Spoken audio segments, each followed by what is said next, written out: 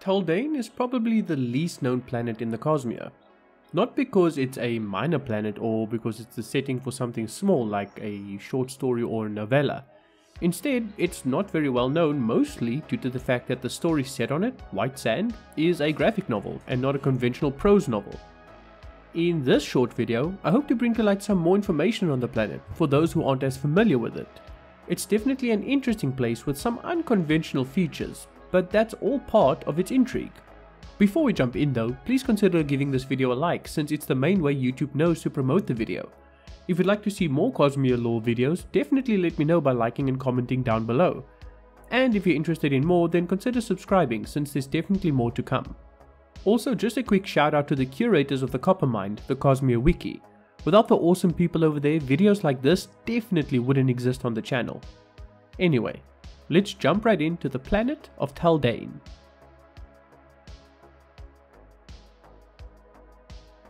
Taldain is tidally locked around two suns. This makes it unique amongst other planets in the Cosmere. It's located between the two suns in the system which orbit one another.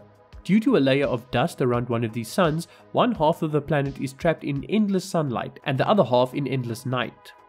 Due to this, the ecology and culture on both sides of the planet developed separately from one another. There are two prominent cultures on Taldain, Dayside and Darkside. The individuals from either side are named Daysiders and Darksiders respectively.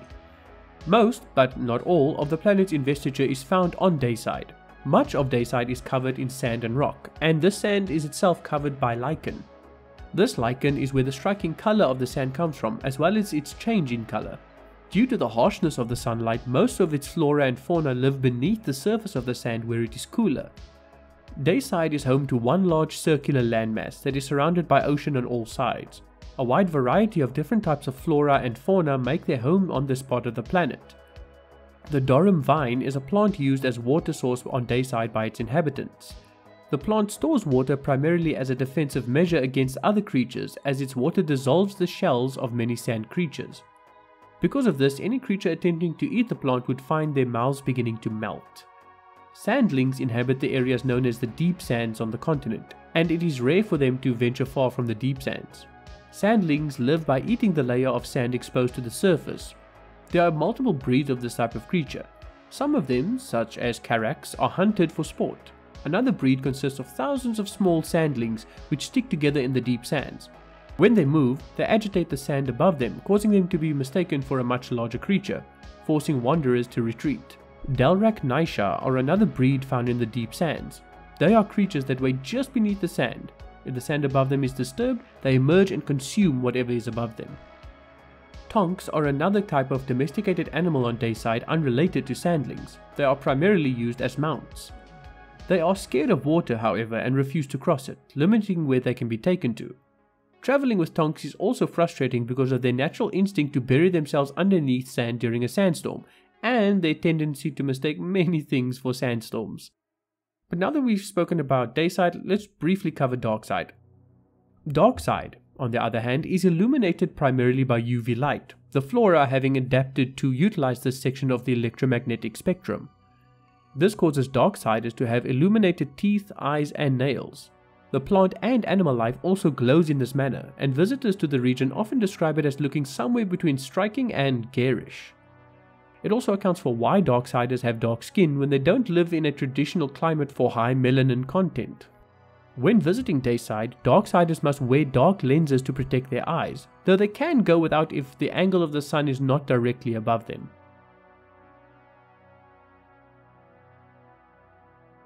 Following the shattering of Adenalcium, autonomy settled into the system as the sole shard present. At another stage in its early history, the planet was settled by humans, and due to how the genetics of the settlers played out, Daysiders ended up with paler skin.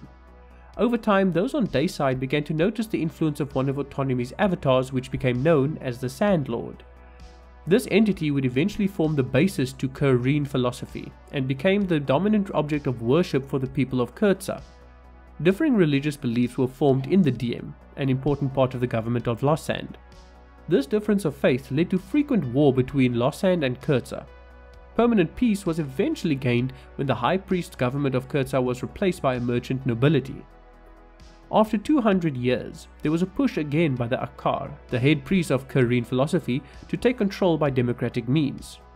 They made contact with a recent convert to Korean philosophy within the DM's ranks and persuaded them to remain a member of the DM and assist with a plan to wipe the organization out. It was hoped that by doing so, the Akar would win favor with the public, under the pretense that the destruction of the DM was the Sandlord's whim.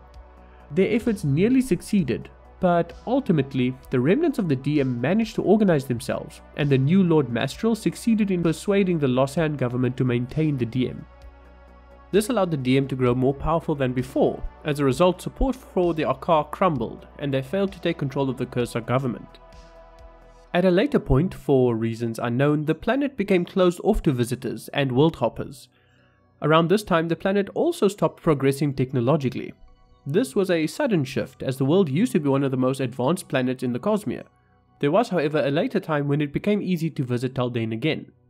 Now, speaking specifically of culture, of course, the culture is split between Dayside and Darkside respectively. Because of its stationary nature, many Daysiders find it easy to navigate by using the sun as a reference point, and due to its ever-present nature, many Daysiders feel a spiritual bond with their sun, and some, such as the Kurtzians, worship it.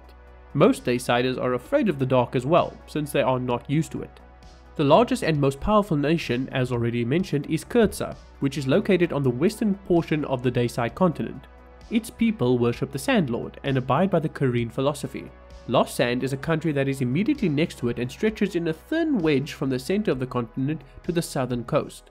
It is ruled by the Council of Taishin, the heads of the 8 professions vital to their life and culture. Both of these nations have an enmity with one another due to Kurtza accepting Sand Mastery, though they have not been in direct conflict in centuries.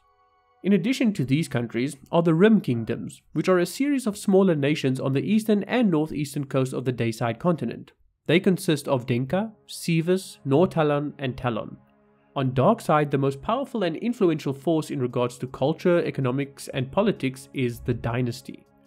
Its dominance is so strong that the language Darksiders speak is called Dynastic after the country. It is also the most technologically advanced country on the planet, with weapons such as guns and explosives being common creations within its borders. Despite its dominance, some minor nations such as Elis and Iaria resist the dynasty's push to grow and expand its influence even further. Despite this, however, the nation's power runs deep within Darkside, with them being able to send their agents to infiltrate different groups throughout the continent. But that's enough about the cultures. What about the magic? How does it affect the people? Well, as can be expected in the Cosmere, the investiture of the planet definitely has an impact on the peoples that inhabit it. The world of Taldain has been settled by the Shard of Autonomy, and as a result, its investiture can be found throughout the planet, primarily in the atmosphere. Autonomy has allowed it to spread unusually, making it in theory easy to access. A return from Nalthis, for instance, would have little difficulty living on Taldain. The most dramatic form of investiture that can be found on the planet is Sand Mastery, which is located on Dayside. Despite its flashy appearance, it uses very little investiture and primarily works through subtle manipulations of connection between the user, the shard, and white sand. Darkside magic primarily functions through tattoos, but its effects are not nearly as noticeable. Thank you very much for watching. I sincerely appreciate all your time and attention. If you enjoyed the video, please consider leaving a like, since that's one of the biggest metrics that YouTube looks at when recommending it. And if you'd like to see more, please hit that subscribe button so that you can be notified of future videos. Take care, and we'll talk again very soon.